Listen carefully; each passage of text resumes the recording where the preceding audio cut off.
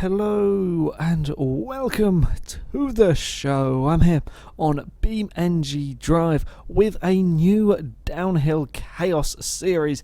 Yes, we've gone to a different track. You'd be amazed how long it takes to try and find a road that is suitable for this series. It's on a mod called Industrial Island. There'll be a link in the description, of course, if you want to go and check it out yourself. This first, I'm just going for a sort of a leisurely drive down the course to show it off. It's a little bit different from the previous course. We start off with some quite twisting hairpins. This one here, very dangerous on the outside of this course. You don't want to end up out too wide. We've got a very big drop all of a sudden here, and then up next towards another hairpin. This is all very familiar almost from the previous Downhill Chaos course we had that was pretty much hairpin straight, and so on and so forth. So the start of this course is some tight hairpins. It then gets a little bit bumpy. While there are no huge jumps in this route, there are quite a lot of large crests, large bumps that some of the more road-going vehicles are going to have problems with. This big off-road truck, even on this practice run with me taking it a little bit sort of carefully just to show off the course, and you can see the size of these dips and bumps that we have to worry about. The course here is a little bit quicker. I think it's a longer route here, but it is a faster route in place. You can get some speed up down here. You don't want to get too much speed up though, especially through here. Quite dangerous with the sort of the elevation of the road on the inside of the curb. There would be very easy to see cars fall over and flip off that. Again, we've got to get a little bit speed up down here. Now comes an interesting part. We go through a building. It's a narrow bit through a building as well, going downhill. Big bumps on the left. There is only a very small bit to aim for on the right where you really want to get your vehicle through. It's a very narrow section of the track, so you're going to have to be careful. We then come running down this final steep hill. We've got one more corner to negotiate here, and then it's around, and the sort of the start of the tunnel in this bridge is the finish line, and then that's the cars to the bottom of the course. Yeah, it's perhaps slightly less winding, this one, but it's faster, which gives for some scary moments, shall we say. So as ever, I set off to see how I would fare on this course. The first thing I noticed about turn 1 is it's very easy to have a very big slide through the first corner there. This truck was just wanting to slide, the D-Series. This is the 4x4 off-road V8 version of the truck. We were having some very big slides on these opening couple of corners, and then it slowed down into the next one. We managed to roll it. Yeah, now this was a common thing from the previous Downhill Chaos course, was having trucks roll over, and that hairpin, certainly for the higher riding vehicles, is going to be perhaps an issue. Next time out, I was trying to carry more speed through the corner. I couldn't.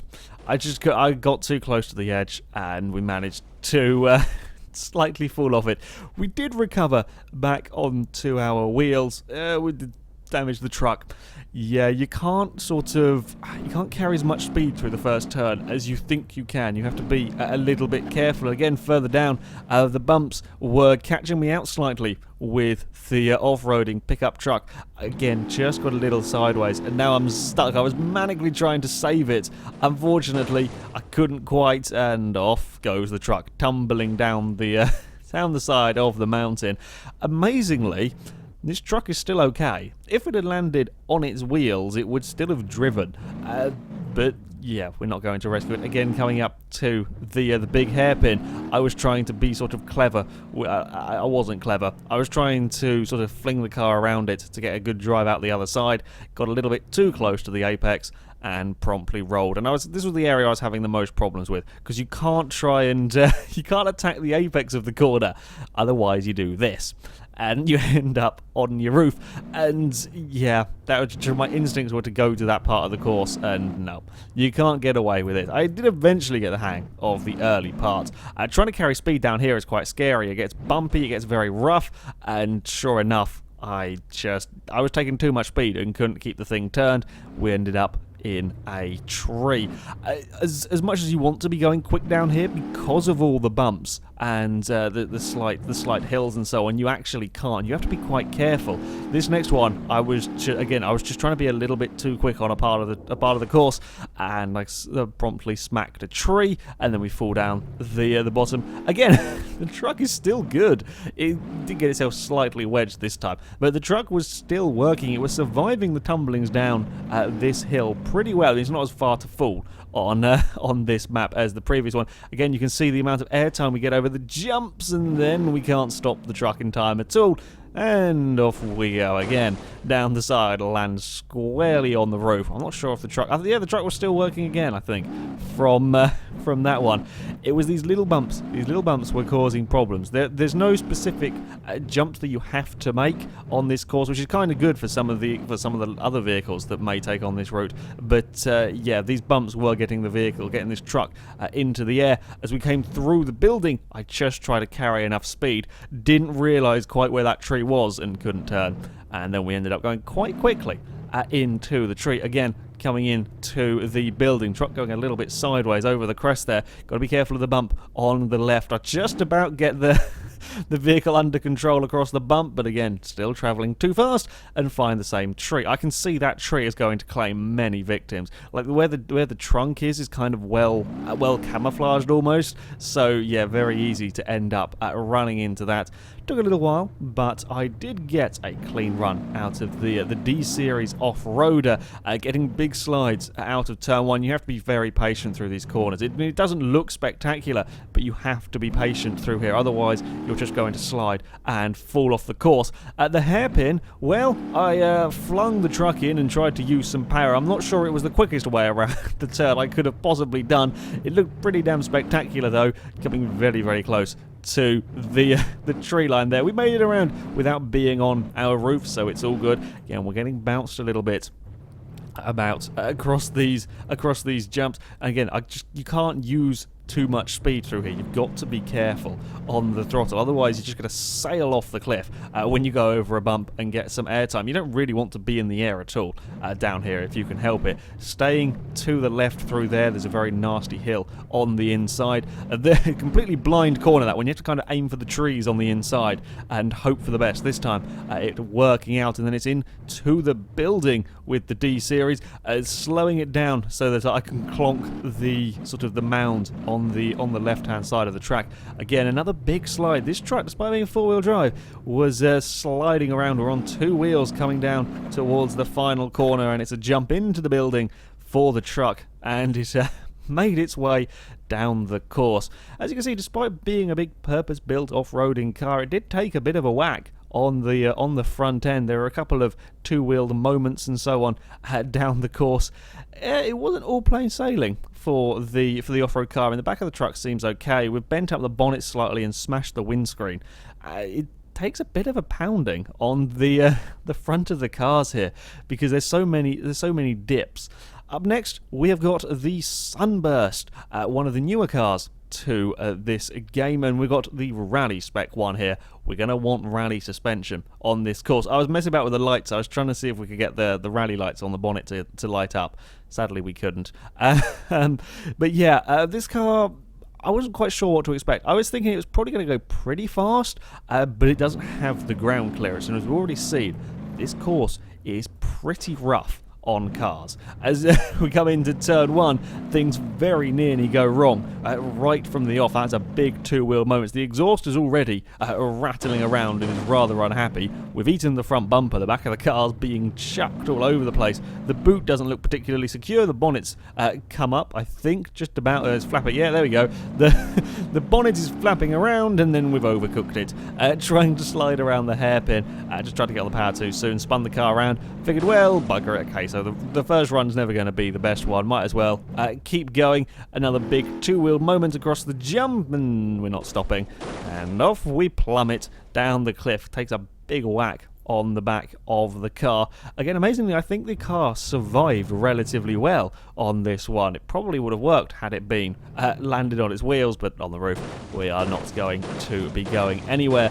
The front bumper on this car did not last down the course. This was the next attempt getting bounced and bounced around. Yeah, the front bumper is well and truly gone. I tried to hug the inside of the course here a little bit. That didn't quite go so well. I was wanting to take a little bit neater line, but as you can see there, the course is so rough on the inside of that turn. You can't do it. And the front of the car, well, doesn't really look like it did to begin with. We lost some rally lights. They're the most important bits, as you should well know, of of a rally car. We need the rally lights. Bumper is gone again. The bonnet and the boot are flapping around. We get the car on its side, clonk a tree, land back on our wheels. It's still working. Quick, carry on. We're a rally car. That's what you're supposed to do when you when you crash them.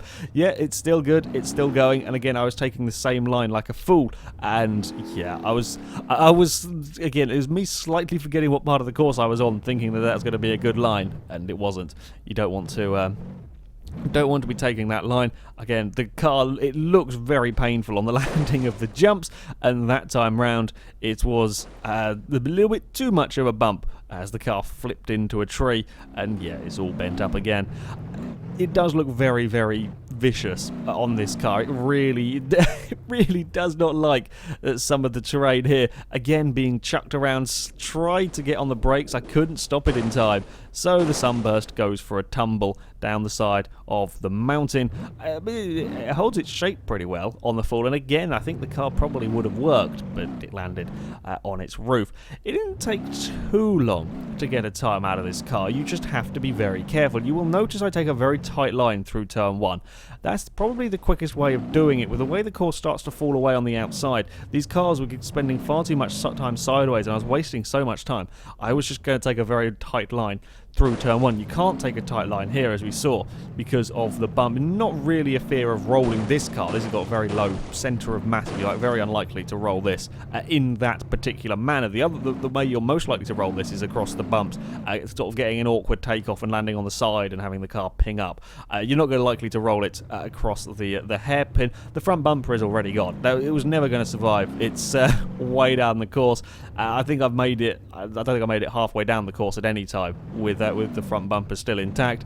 And then we've got to avoid the bumps on the inside and then finally get it turned in to this corner. It's still pretty rough for this car as we are running up towards the scary building. I was trying to get it in shape, I just couldn't. The car was sliding around. We go for a roll through the house, but it's fine. We've landed on the wheels. There is no need to worry. Just carry on. I don't think we lost barely any time in that roll, so I carried on round the final corner and across the line for the Sunburst. An eventful run for this car, certainly. The front of the car is shot to hell, basically. We lost the front bumper. We smashed up the front windscreen. I'm pretty sure the bonnet was flapping around. Yeah, it's not the healthiest of cars at the front. It just can't deal with the bumps. The bumps are too vicious for this car. It's not got enough ride height. And yeah, it takes a fair old whack. But even with a roll through the tunnel, the car made it to the end of the course, which is quite impressive. You can see the boots come up. The exhaust is pretty much fallen off. The route certainly takes its toll on some of the more road-going vehicles, which meant I wondered how this thing would do. It is the Moonhawk, and this is a pretty damn strong car. I did a whole video a long time ago about killing this car. It takes a lot to kill a Moonhawk. They're very tough vehicles. Ride height-wise, it's perhaps maybe a little bit better than the Sunburst, but this isn't supposed to be a rally car.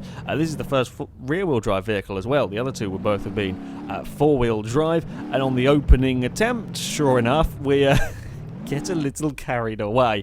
You can see how the course, like here, the course is falling away. That was the problem area for the four-wheel drive cars, and for this, yeah, I tried to get on the power a little too soon, and I promptly spun it. Again, across the bumps, we got it a little throw-in sideways, and again, too much speed across these bumps and you can't pull it up in time. So while it looks unspectacular, yes, you do actually have to be quite cautious on these straight bits, because if you're being cautious, you're just about okay, but the minute you try and take any more speed, you have you kind of get airtime, and then that's bad for getting a quick run. Next attempt was, again, it was just me just trying to be that tiny little bit too quick across a bump, and then as the car landed, it sort of shimmied around, and I couldn't rescue it in time, and we've managed to find our way into the river, which is the first car to make it into the river, is the Moonhawk. Only took me 2 attempts until I got a good run with this car. And the simple reason is that this doesn't have as many problems on the bumps. Around turn 1, provided I'm not a moron with the throttle and keep it on the inside, we don't have a problem with the Moonhawk. Again, down this next corner, provided you're not stupid on the throttle, the car is okay. You see here, it's not clanking its way on the floor like the Sunburst was. We're not really worried about rolling the Moonhawk. Again, it's not got high enough ride height to have an issue with rolling on that hairpin. And then down here, it's all about being a bit careful. Yes, we're still going to be throwing about from side to side, but because the front bumper isn't constantly banging on the floor, yeah, it does take a bit of a heavy hit on that one, but because we're not sort of, scraping it on the floor as badly as the Sunburst, I think we may even have a little bit, perhaps, softer suspension on this car. It seems to deal with the bumps better either way. And even going on 2 wheels around this corner, I mean, I'm not losing any time doing that, going on 2 wheels there, because I've got to slow it down for the corner, and I can't be any tighter to the inside of the course because there's the great big mounds of dirt. We come into the building a little bit sideways with the Moonhawk, being slightly more careful, still get big airtime across the dirt pile. You really want to be a little bit more to the right hand side there, but it's very tough because the cars is only just about narrow enough to get a car through the little flat section. Then it is across the line for the Moonhawk with a little bit of a bump on the inside of the bridge. Yeah, very easy car, in all honesty, to drive down there, despite not being a specialised off-road vehicle and being rear-wheel drive. Didn't have very many problems. It survived very, very well. I mean, we knew this was a tough car, but it survived the course without too much damage. Did take a couple of heavy knocks on the front. It was enough to sort of slightly bend out the bonnet. I was trying to do a donut, but with an automatic gearbox, it didn't really like doing the donut. Very nearly ended up putting it in the drink again. But yeah, Moonhawk surprised me with just how easy it was to drive down the course, provided you weren't too stupid with the bumps on the slightly straighter sections. Yeah, it would be a pretty good car. On to the times though, and it is the Sunburst that goes fastest, despite shedding weight along its way and doing a roll through the tunnel. It is the Sunburst that sets the benchmark time, 121.0.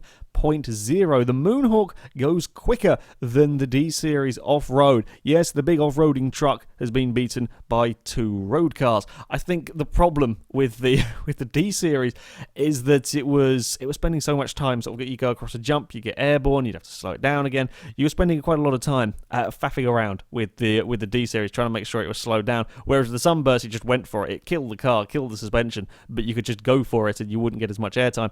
The Moonhawk was a lovely, easy car to drive. Easiest one of the 3, really, to get down the course. I mean, the D-Series has also had the small advantage of being the very first car that I would drive down this course. But there we go. We have 3 target times. As at the start, the link to this map will be in the description, and any mods I use in this series, you will also find them.